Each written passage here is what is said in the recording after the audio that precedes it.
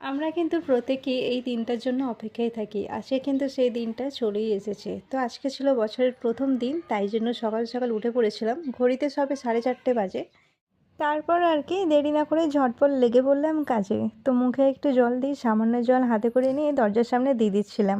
আমরা শুনে এসেছি দরজার সামনে কিন্তু আগে জল দিয়ে তারপর ঝাড়ু দিতে হয়। আর আজকে যেহেতু বছরের প্রথম দিন, তাই জন্য চেষ্টা করি ঘরটাকে একটু ভালোভাবে পরিষ্কার করে রাখার। তো দেখো এইভাবে কিন্তু। আর আজকে যেহেতু নববর্ষ, তো নববর্ষ উপলক্ষে আমার বাড়ির সমস্ত ছোটোখাটো কাজবাজ তোমাদের সাথে শেয়ার করব। তার জন্য কিন্তু তোমাদের আমার পুরো ভিডিওগুলো দেখতে হবে। তো চলো, এইদিকে তোমাদের সাথে কথা বলতে বলতেই আমার কিন্তু ঝাড়ু দেওয়া কমপ্লিট। এখন ঝাড়ু দেওয়ার পর আমি আমার ঘরটাকে মুছে নেব। তো আশা করছি আমার এই ছোটোখাটো মিনি ব্লগগুলো তোমাদের খুব ভালো লাগবে। আর তোমাদের সাথে কথা বলতে বলতে আমি কিন্তু নববর্ষের শুভেচ্ছা জানাতেই ভুলে গিয়েছিলাম। তো তোমাদের সবাইকে জানাই শুভ নববর্ষ, তোমাদের নতুন বছর খুব খুব ভালো কাটুক।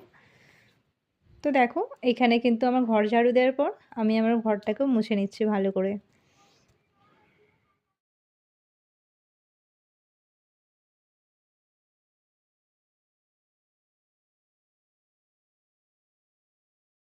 আর আমি সবসময় চেষ্টা করি রাতে কিছুটা কাজ এগিয়ে রাখতে। তো তাই জন্য দেখো, আমি কিন্তু রাতেই বাসন টাসন সব কিছু মেজে রেখে দিয়েছিলাম, যাতে সকালে উঠে অনেকটাই হালকা লাগে। তো দেখো, এখানে আমি রাতে সব বাসন মেজে রেখে দিয়েছিলাম।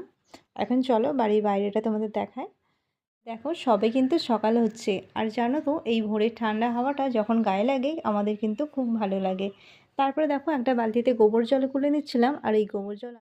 আর এই গোবর জলে কিন্তু আমি আমার বাড়ির পুরো চারিদিকটা ছড়া দিয়ে দিচ্ছিলাম। গোবর ছড়া দিলে কিন্তু আমাদের বাড়িটাও শুদ্ধ হয়ে যায়। আর তোমরা যদি এর পরের ভিডিও দেখতে চাও, তাহলে আমার পরিবার থেকে ঘুরে এসো।